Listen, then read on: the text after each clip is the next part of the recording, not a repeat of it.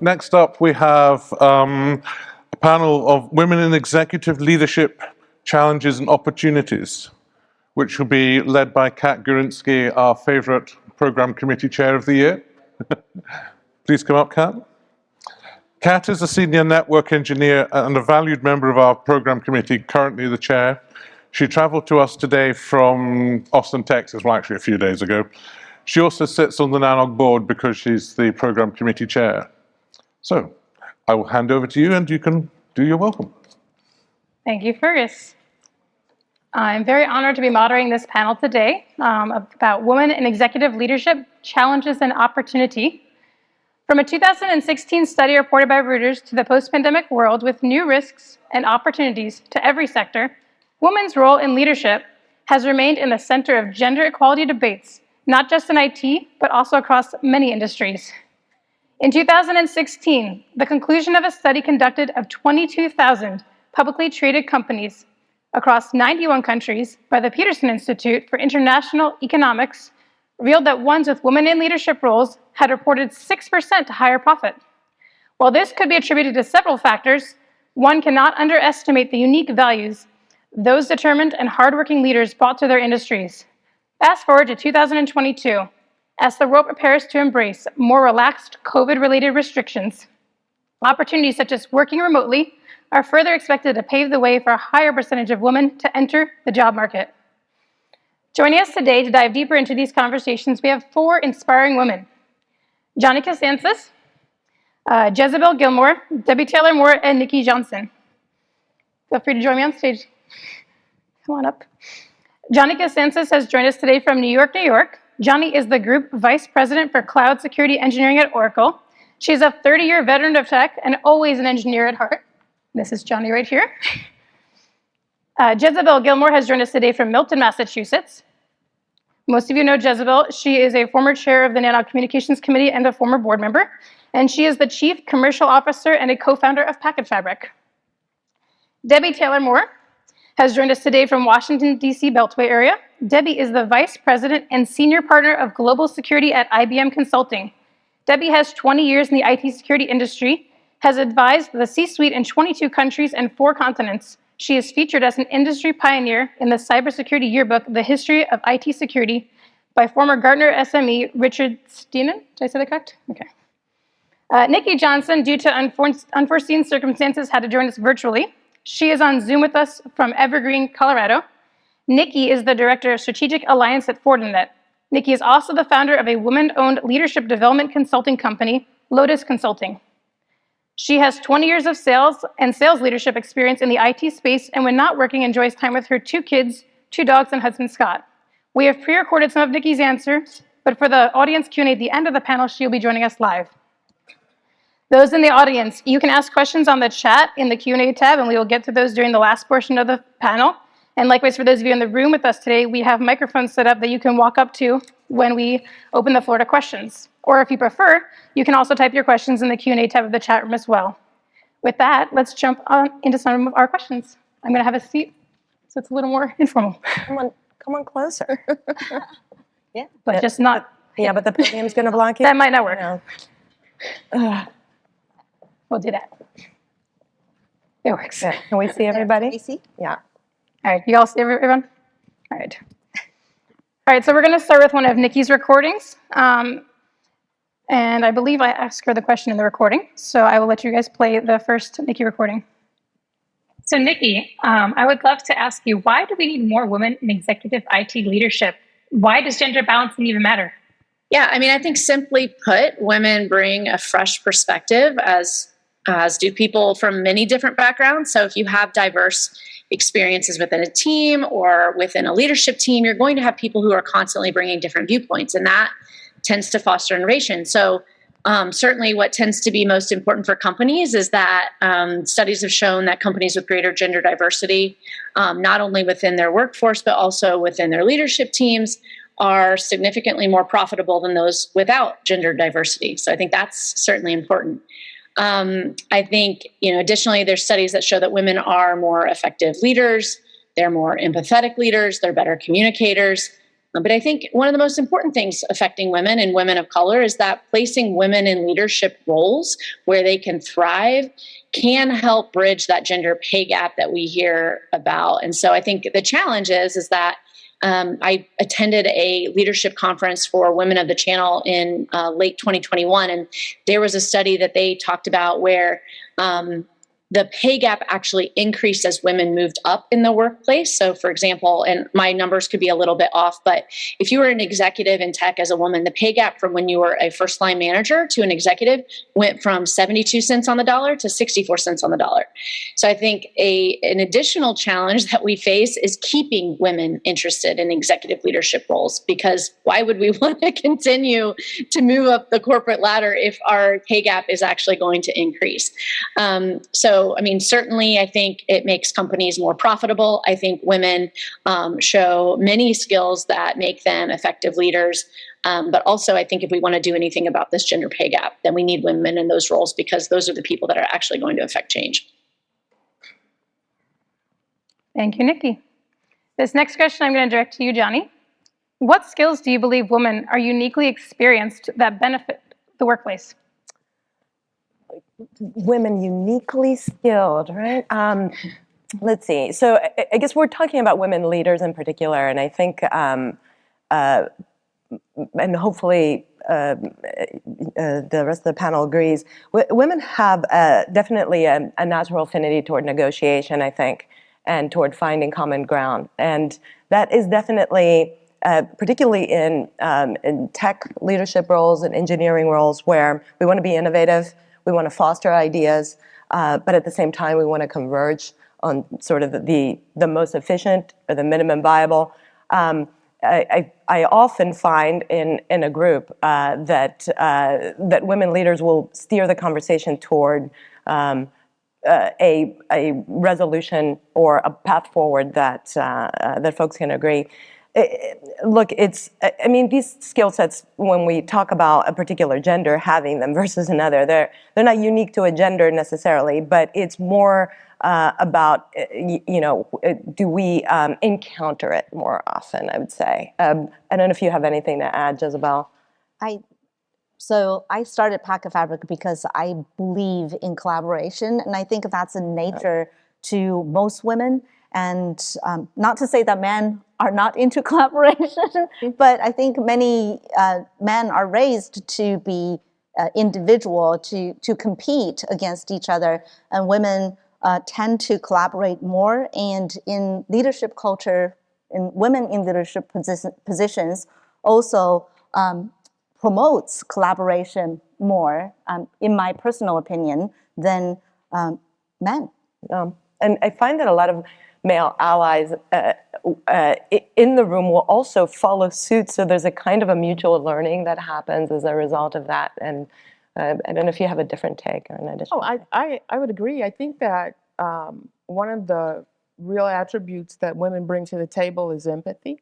And sort of the inclusive nature of, we tend to be sort of natural consensus builders. And so we want to make sure that every voice is heard, and we want to make sure that everybody's contributing. And I think that's a strength and something that helps to get you to the point where you have moved forward and progressed, whether that's a project or an initiative. And from an employment data perspective, I think that empathy plays out in retention, morale, right?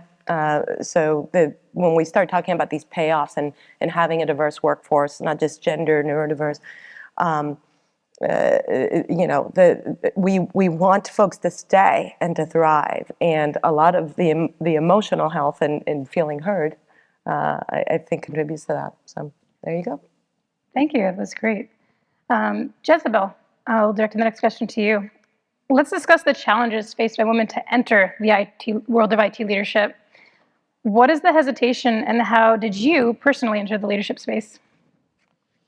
I think there's a lot of different types of challenges. Yes. First of all, there are just not that many positions in the leadership roles. And second of all, I think women are generally more critical of our own qualifications, not skills or abilities, but our own qualifications. I think I read statistics what that said that women who reads a job description that see that they meet 90% of the job description and think that they are not qualified because they don't meet the 10%, but men reads the job description, and when they only meet 60%, they apply. So I think that there's additional internal drive that needs to say, you know, I am willing to step up to become a leader. And to be in a leadership position, in my personal experience, it's not about somebody putting you in a position. It's about you stepping up and willing to make the commitment and take the responsibility. Because you're not just responsible for a project or yourself, you're responsible for all the people that are going to be working with you and for you. And so whether that's, you know, your employees, that's your customers, you're going to be responsible for a lot. So are you personally willing to take that responsibility and say, yes, I'm going to do that no matter how hard and whatever it takes? So you asked me how I got started, and I actually got started in this community as a volunteer in Nanog. And Betty, who was our executive director, had asked me to join the communications committee. And I said, yeah, I love the community, and let me come in and help. She supported me, she mentored me without me knowing that I was actually being mentored. And I participated in the board meetings as the chair of the communications committee. So I learned the thought process of leaders, you know, what do they think, why do they think certain ways? And then, and I felt, you know, if they can do that, why can't I? Right. I want to riff on that a little bit too, because, you know, obviously we have a lot of men in the audience as well, and many of you are probably managers, leaders. So you may or may not know that women tend to be quite self-critical when it comes to reading resume qualifications or feeling like they're ready to step up for that management position. And being aware of that can actually help you bring some of your very qualified would-be managers up. And we just had a recent experience here. One of my phenomenal managers, Cam McGahan, is here, and a longtime NANOG speaker and member. And he knows very well that we had a couple of candidates that we promoted, women to managers. But one in particular, when we asked her whether she was ready, all the self-criticality came out. Why not? And I'm this many months away, and I feel like I should have this certification, that training. Bottom line was that, yes, she may have been a couple months off from the certifications, the qualifications needed, but the manager said, I'm going to help you. I'm going to help you step into that. You are ready. Trust me, we're in it together. So this is sort of a little bit of a teachable moment here for our audience, and I hope some folks are walking out, so maybe not so teachable.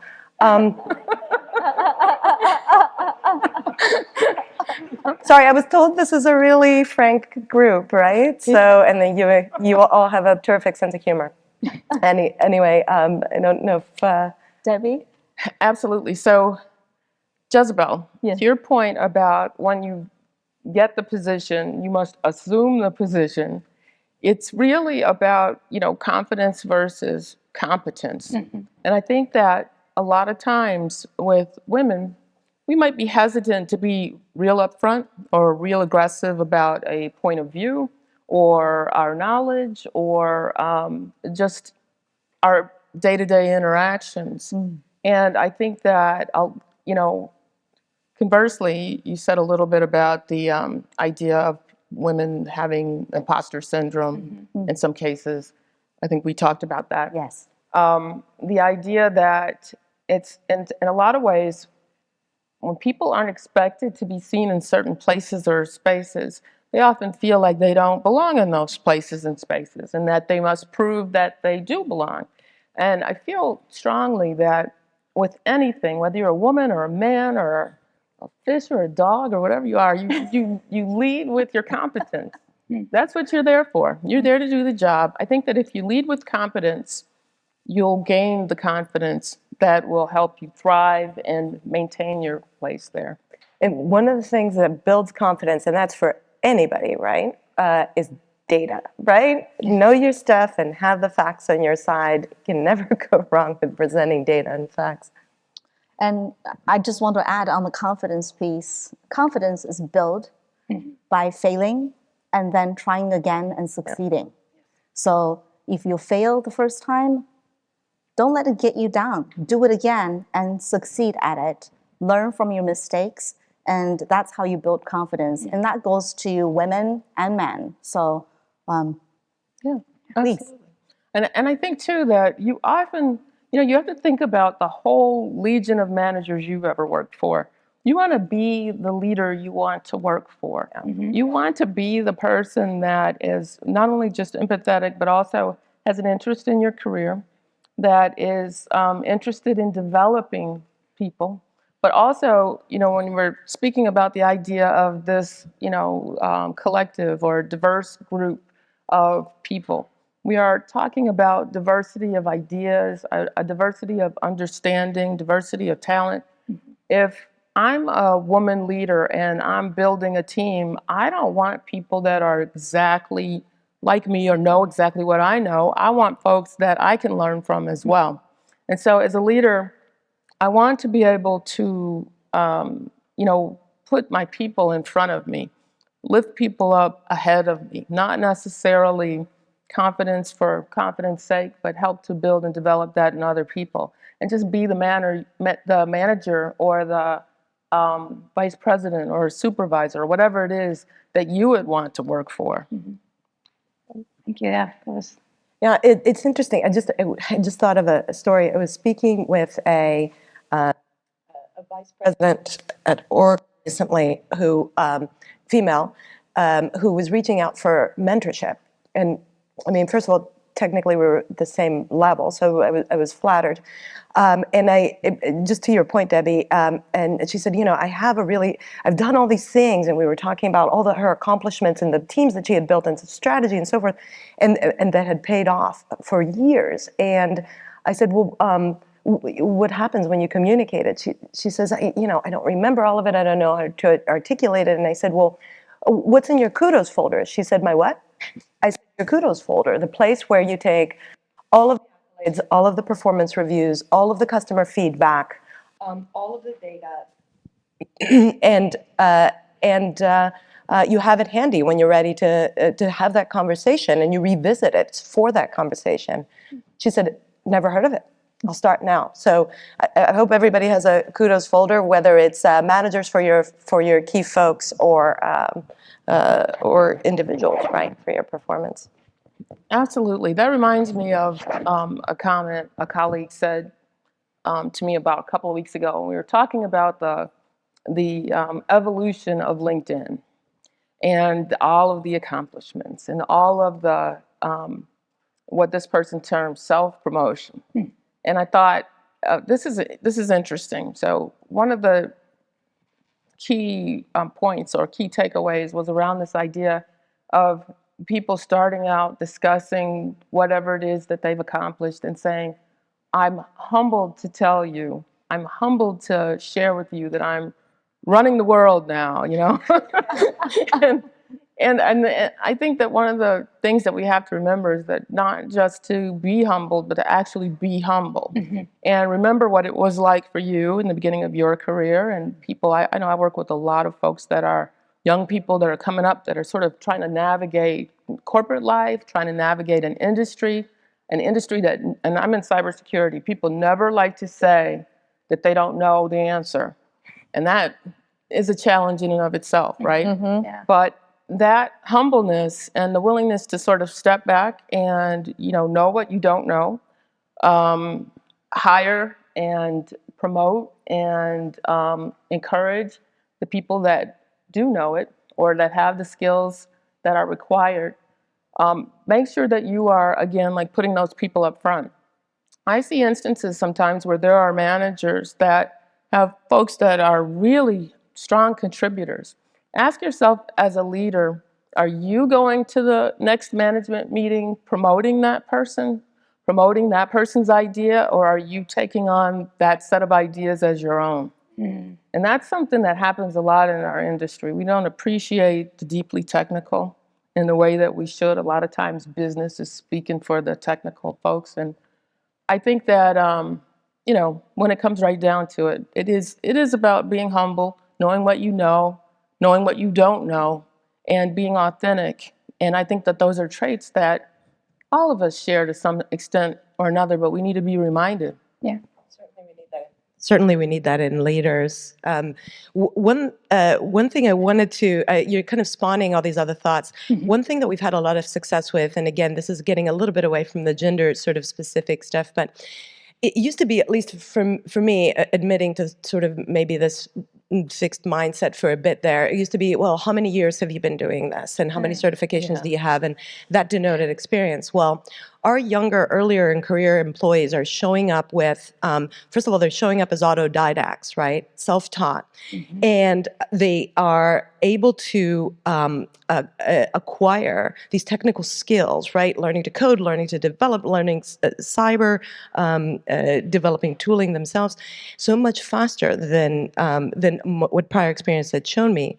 And so we see that potential there, and we're realizing that these earlier in career people are actually maturing faster and have promotion potential. And in fact, one person in particular I'm thinking of, we've had to promote him 3 times in a year and a half because he just, by virtue of just being self-taught, is kind of leaping through all the stages. So we should also be open to sort of this new world, if you will, of the evolution of employees, and be looking to the earlier in career folks for this very rich development pool.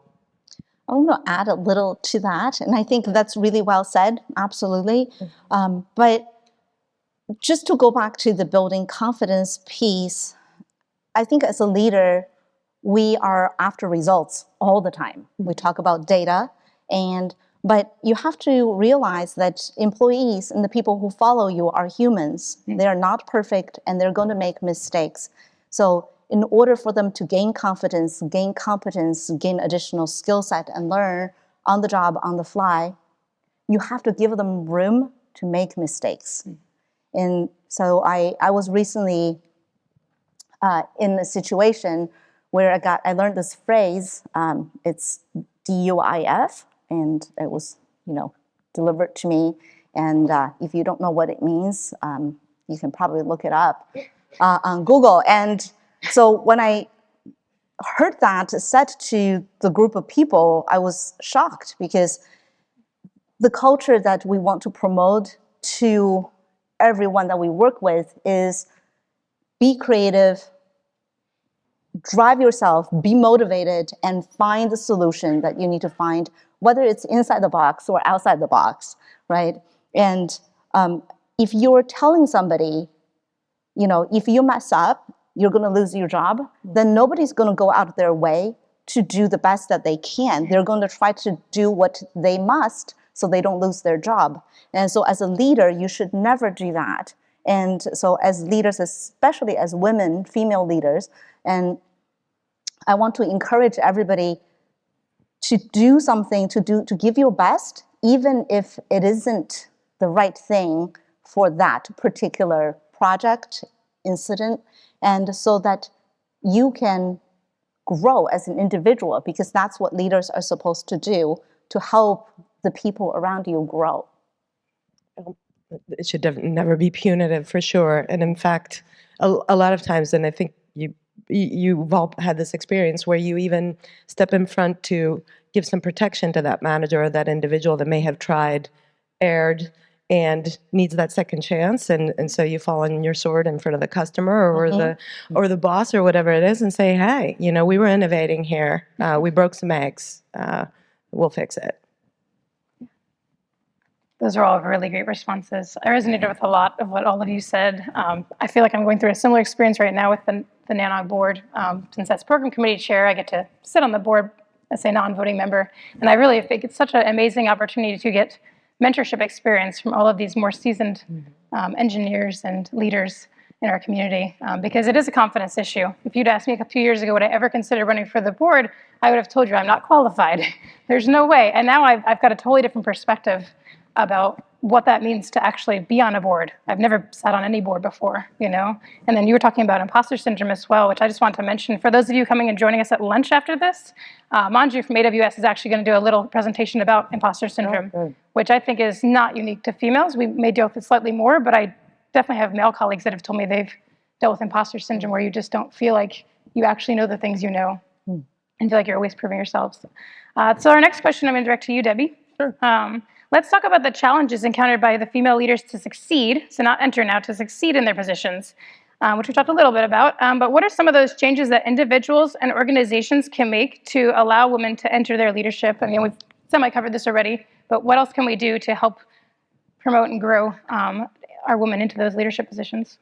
I think that, you know, I think one thing that's always really powerful is if you want to ascend to a leadership position, or if you are a leader who wants to, you know, develop a pipeline of folks that you think are uniquely suited for certain roles, that shadowing people is extremely important. I think it's really important. Like you said, you were on the board, then you realize, like, I'm on this board, I'm right where I need to be, right? Yeah. But that's that experience of really sort of understanding what's happening in the hallowed halls of leadership. And I think that, you know, in a lot of ways, we all sort of thrive in these types of environments where we're solving tough problems, but we're also, many of us, somewhat introverted, I would say. I think that that's kind of like a trait in tech that I think most people would probably agree that we're not beating our chest necessarily over the first thing or the last thing that we've accomplished. And I think that for women, it's even more so. I think that we have a tendency to hide our light under a bushel, so to speak, and also to not to feel like it's not a positive trait to talk about what we've accomplished necessarily, or, you know, the projects that we're working on. We're very team oriented. And I feel that with organizations and with developing women leaders, that it's not that an organization has to go do something totally different than what men would do or what they would do for male leaders. I think that for everybody that's in the room, the real take-home message is, imagine that new manager or that new executive that's female that comes to join the team. Imagine that she's your sister or your mother or your aunt or your friend, and think of how you'd want to treat her. If you want to include her in all of the conversations, both formal and the informal ones, think of how you'd want people to treat her in her own setting. And I think it's just, again, I hate to keep using the word empathy, but it is sort of down to that. It really is. And because I don't know that there is a particular systematic formula that corporations need to put in place. But I think we as individuals just start thinking that way. I think it goes a long way. I would add to that, I liked your point about, you know, we tend to sort of hide our light a little bit. It's not just women. I think all of us find ourselves in conversations with our senior manager, and there's an opportunity, and you want something, you want to do something there. You want to increase the scope of your team. You want to get additional investment. You want to make the case for those resources for that project. And yet you're not telling the story of what it is that you've accomplished yet that make you worthy of that, because we think, well, that's a self-aggrandizement. The thing to remember is that if you're talking to a VP, SVP, they're busy. They probably barely know you, let alone the scope of your work. You're giving information that is key to making that decision and that investment in you. It is not a billboard to yourself. It is investment that becomes extremely important to deliver, so that you can accomplish some of the things that you need to for yourself and for your team. That benefit the company. So there is that as well. I absolutely second that. As an executive, you can't know everyone all the time and every detail. So what you're getting as Johnny said, is the detail, the information, the data. So you're not promoting yourself, you're not highlighting your, qualities that you want to promote. You're giving data so that the company, the leader, can make a better decision based on the data that you're providing. So do it, be truthful, and be honest, be authentic, as Debbie says, and it benefits you and the company. Right. I was going to say, and if you're introverted and the conversation doesn't feel natural, it's not a natural thing. Write that famous 2-pager that AWS has made famous. Literally send it ahead and say, I want the 10 minutes to just talk about the contents therein. Please. Absolutely. And the short and crisp and clean always works. 3 bullet points, really. I think about how there's a big debate going on around chief information security officers and really having a place at the table at board meetings and really being able to feel that they can be honest about the threat, its impact to business.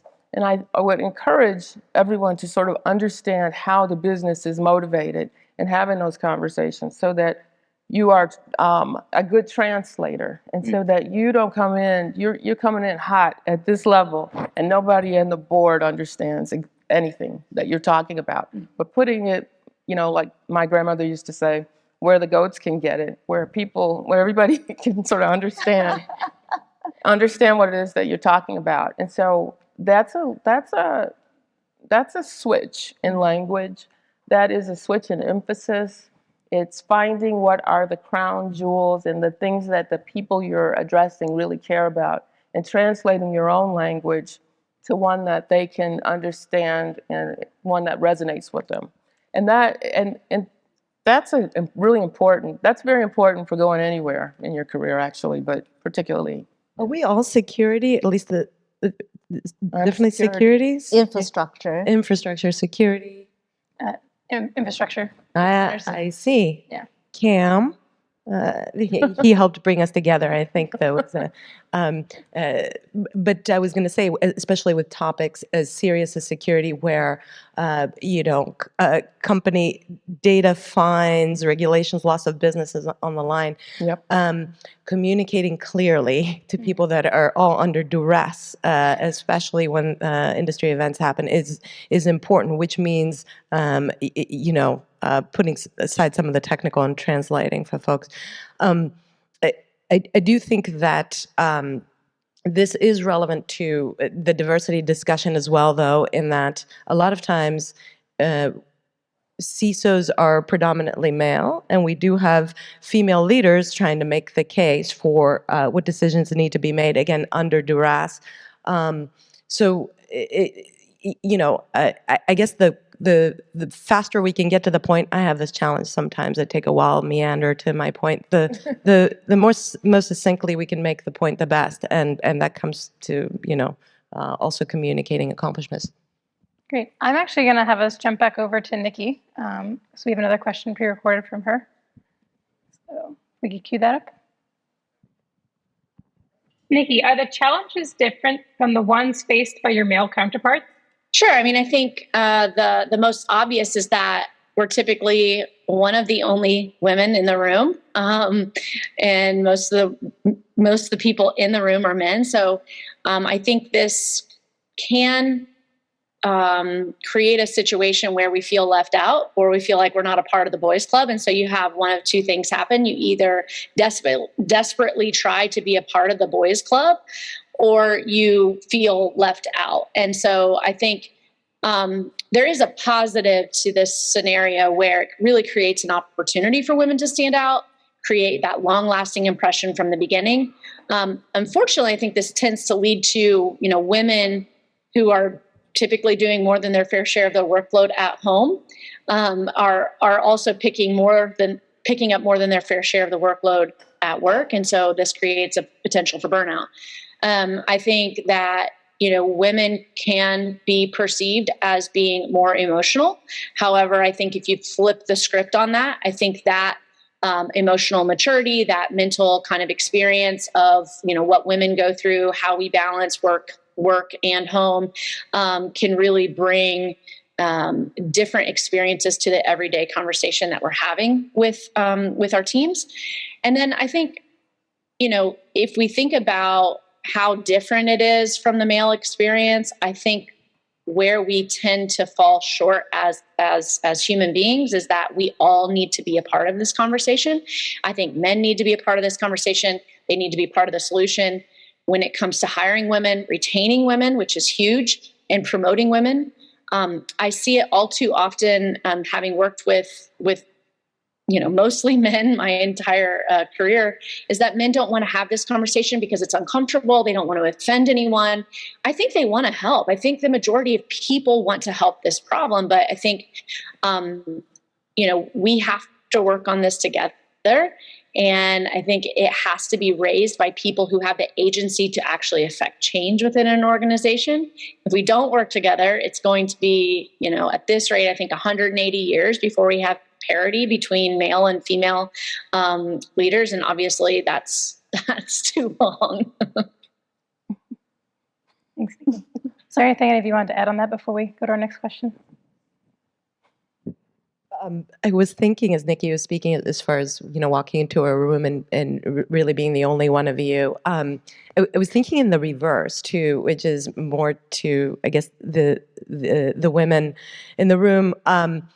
We too have, I think, some bias that we need to check ourselves on. So I remember I used to travel a lot, speak in all over the world, and quite a few times in places like Abu Dhabi and Dubai, where on matters of security, where literally I think I would be probably the only woman for miles in these large conference centers, and so my assumption was always that I was not being taken seriously, particularly maybe in that part of the world where it was just so starkly male, and it felt culturally distant to me.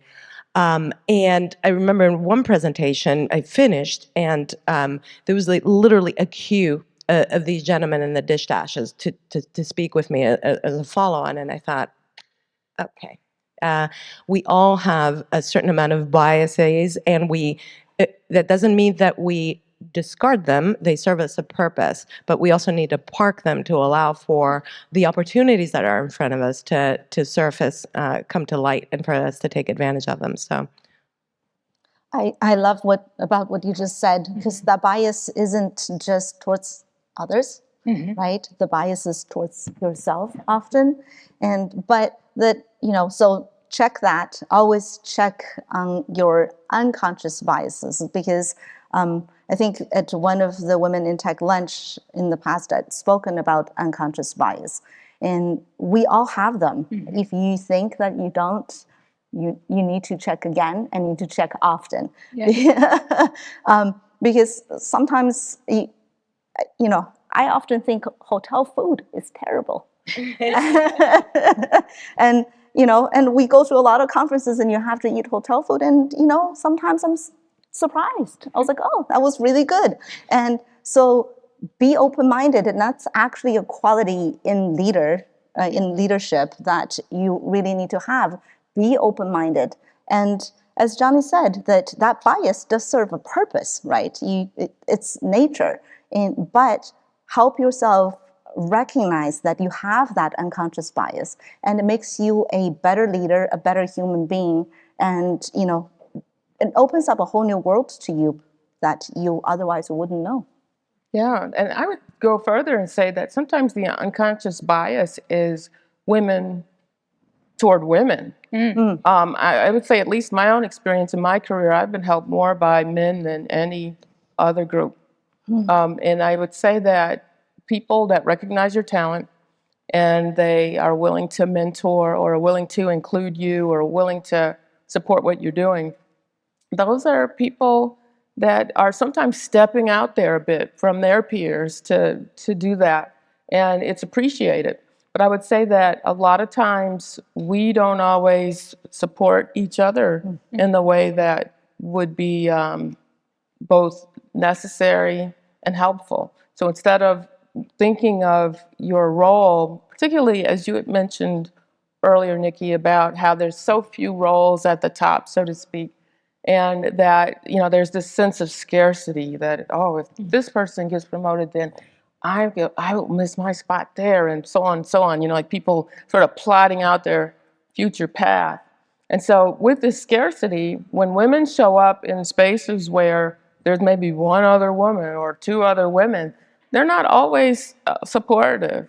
And so, the goal is always, instead of being, the queen bee, and they call that the queen bee syndrome or whatever, where the woman's mean to the other women. Syndrome. Yeah. But instead of the queen bee, the team bee. Like, look to find a way to help to nurture either the next generation of women or the folks that. Jumping off of that, actually, I want to go a little out of order from our agenda and jump to Nikki's other recording, because she actually talks about an experience of, this woman and woman competitiveness that didn't necessarily need to be there. So if we could, I know it doesn't say we're doing that next, but if we could cue Nikki's last pre-recorded. Let's talk a little bit about the future of female leaders in IT. I would love to hear your best and worst moment as a female leader. Okay. Not proud of this. I will start with my worst. And I don't think it's a moment. I think it's I think it was sort of a systemic issue. So for many years, starting off in my career, I'd be on a team with all men or almost all men. And the system seemed to just sort of be set up where there was only room at the table for one woman. And I think it's very easy to get caught in this trap as a high-performing woman, team member, to see that anyone else coming in was a threat to my own placement within the team. And so I think that, this was perpetuated by, people perceiving that this is female drama or cat fighting. And so I've spent a lot of time thinking about my role in those relationships with other women that I've either worked for or worked with.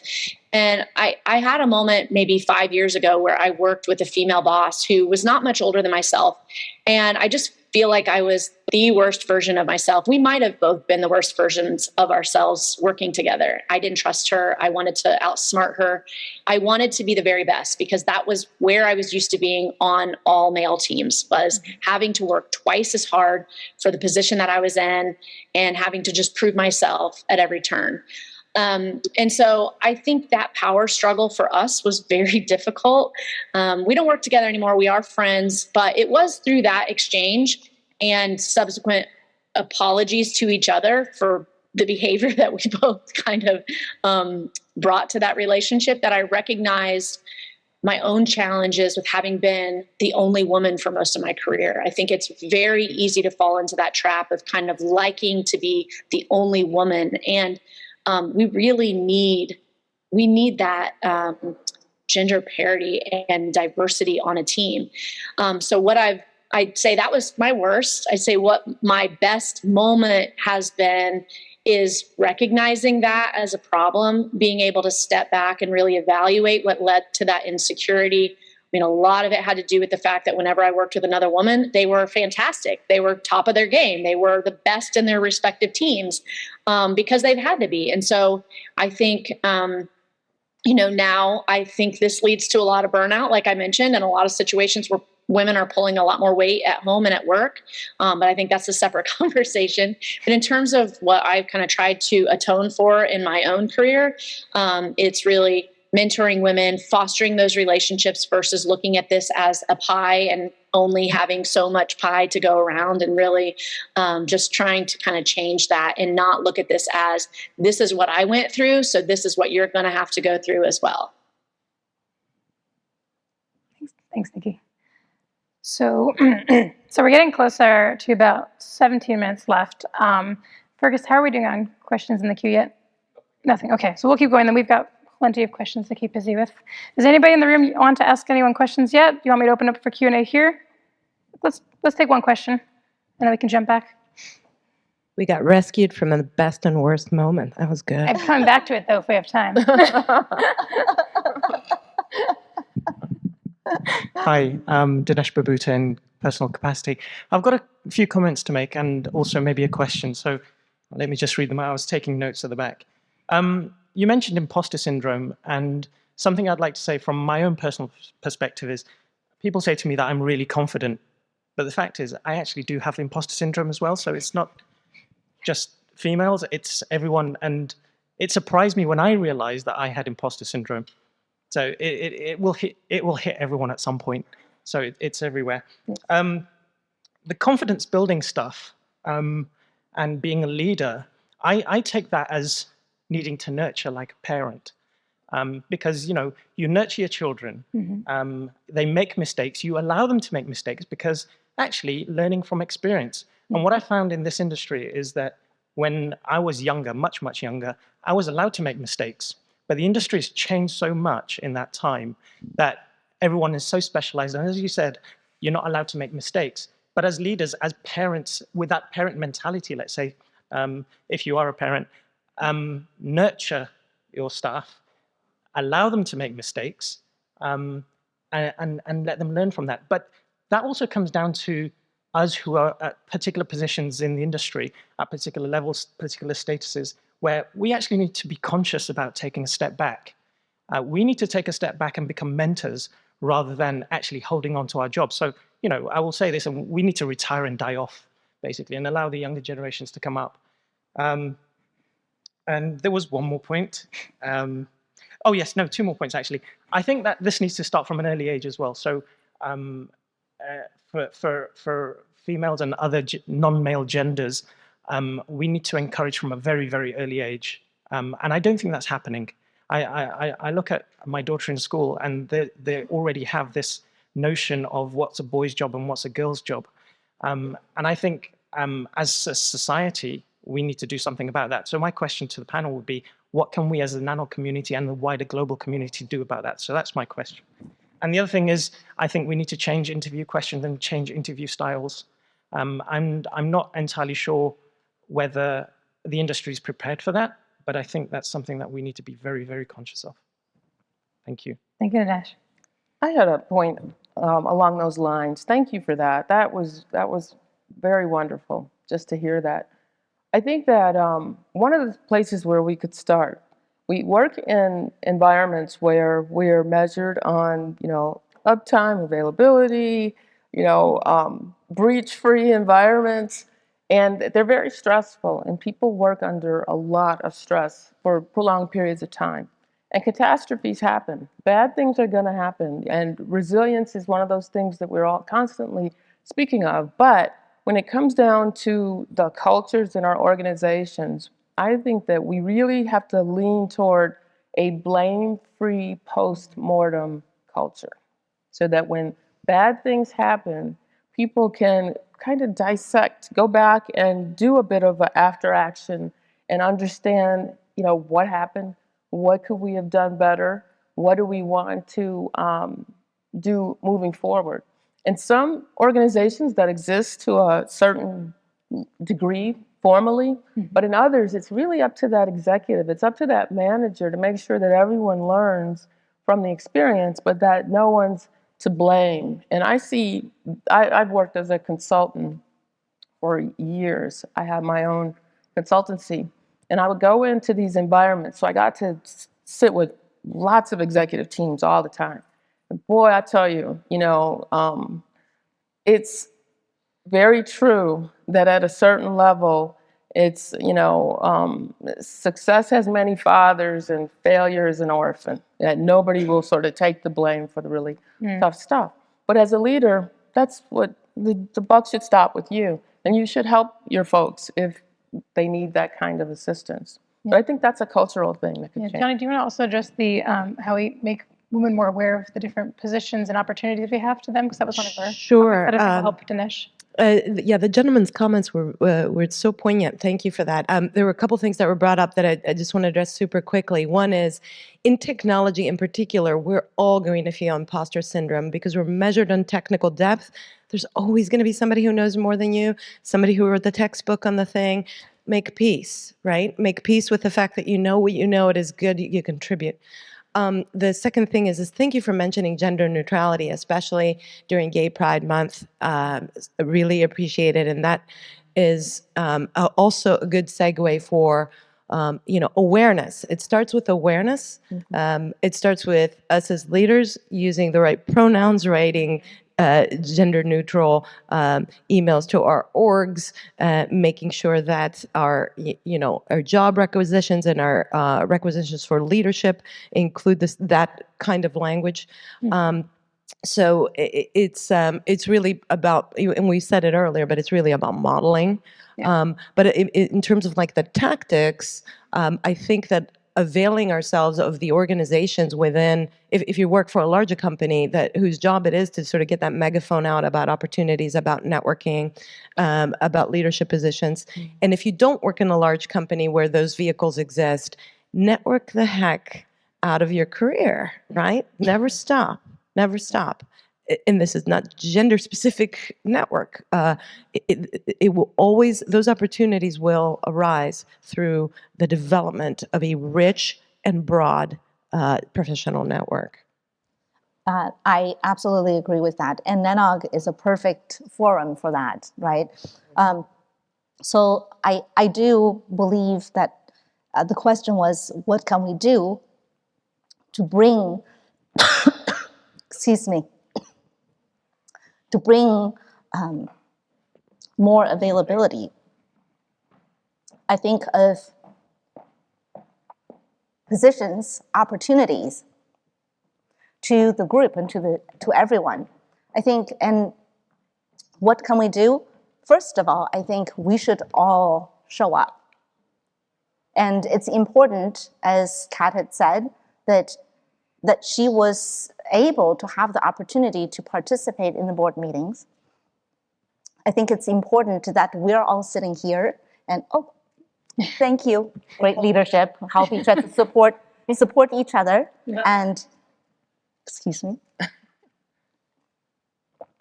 But also, I just want to say, I really hate public speaking. And I keep putting myself up here when I'm asked, or sometimes even not, because you want to show that you are showing up, not just for yourself, but for everyone else that's to come after you. Because nobody succeeds on their own, and it is built with teams and communities that we succeed. You see rising stars, they rise from a sea of stars, right? So really well said. And I love the fact that we're all coming together.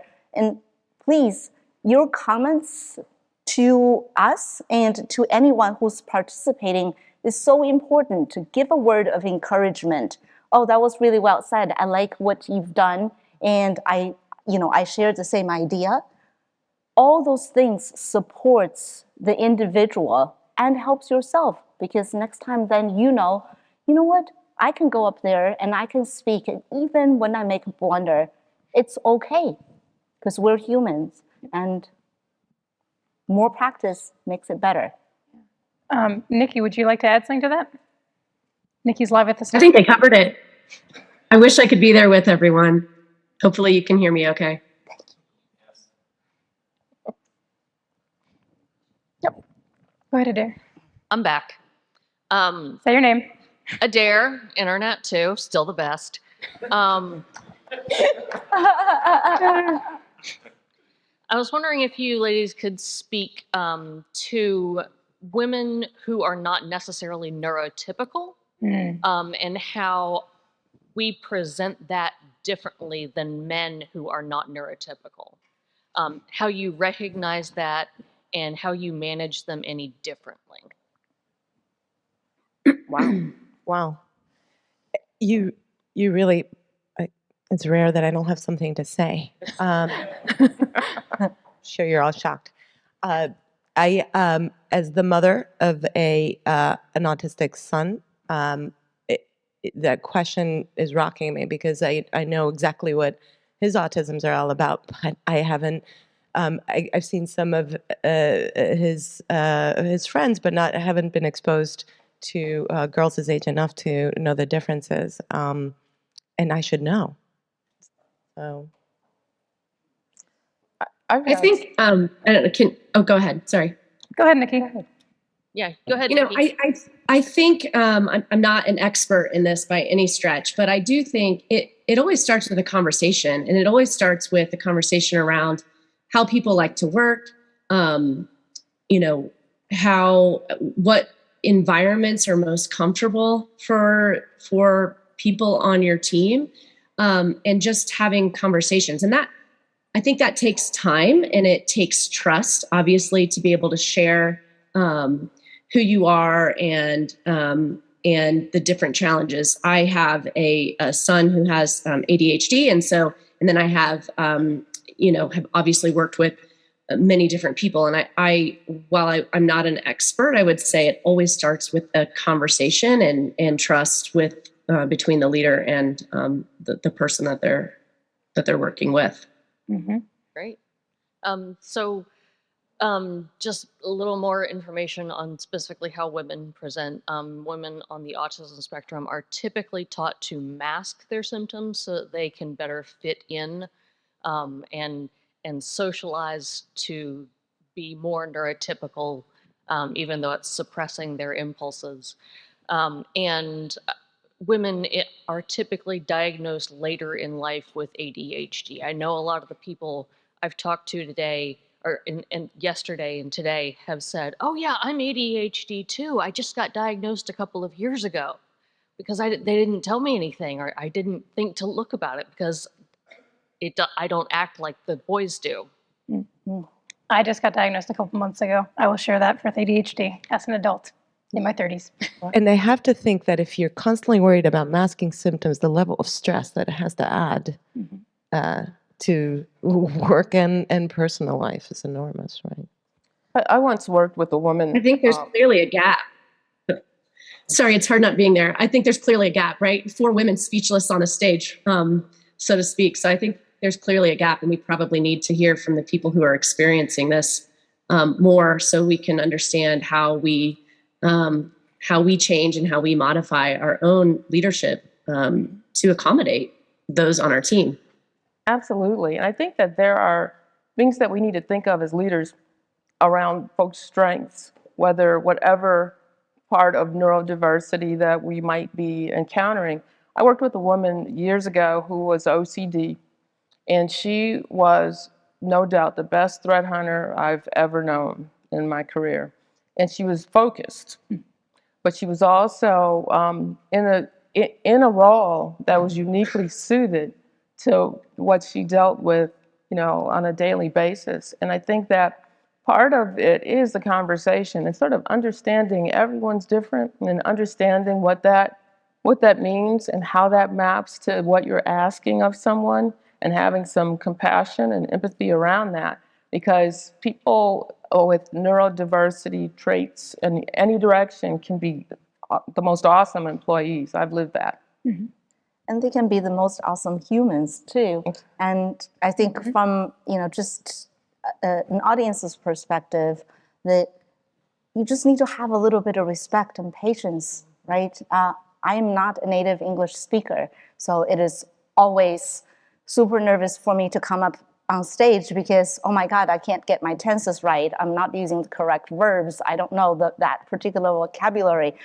But guess what? It's okay. And I think that you have to, and here comes the, allow yourself and allow others to make mistakes. Be kind to yourself and be kind to others, and just give yourself the room and say, you know what? I'm human, and it's okay to get my voice out and get my ideas out. And if I don't deliver it perfectly, it's still okay, because it's more important that I deliver the idea. Hi, good morning. My name is Mateus Pacheco. I'm from Triton Digital company, Triton Digital from iHeartMedia company. I have really the cheesy cliche question. Okay, I'm not going for the best or worst. Just gonna base my question on it. I'm a father of 2 twin girls, so I'm living like the phases in double, right? And I'm really on a point as a team lead. I'm a technical team lead at Triton Digital, where I'm about to hire 2 new women to the team. And I'm gonna be proud to say that half of my systems and network administrative team are women and half are men. So I'm kind of afraid. I'm not gonna lie. I have a woman on my team. We're working together for many years. So my question comes to, I know you guys, all the women here, were not born CTOs, COOs, or whatever. You guys came up, you brought your career up to where you are right now. And the audience is it's mostly male. So I'm going to the focus from women in leadership for how we as men on a leadership position, we can support. And so the question is actually, what's the one advice you could give us as team leads, the team managers that have women on the team?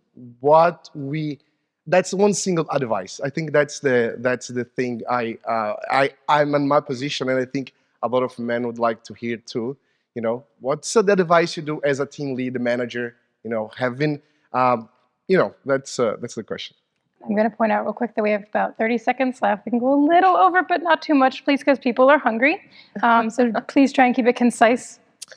Get to know the person, right? If it's a performance issue, if it's a root cause analysis, yes, ask the questions that will dissect the situation, but also ask questions about the person. It will be revelatory. I agree with that. It's getting to know the individual. It doesn't matter if it's male or female. And I think letting them know you've got their back and let them soar. I would say be the type of leader that you want to see. Imagine yourself reporting to you. Nikki, last thoughts? Listen, right? Ask and then listen. You'll probably get an earful. Lisa, do you have a comment or a question? Okay, I'll make I'll it let you go quick. quick. It relates to a bunch of questions that have been asked. One was with regards to the neurotypical question. I'm Les Williamson from AWS. One thing that I have found worked well is affinity groups. And I think at the opening at NANOG, there is the community as well, where there's affinity groups. So in our different companies, if we have affinity groups where people can thrive, that come together and have educational series and everything, we find that helps to be more inclusive and provide a space for those people. And that is also available via NANOG.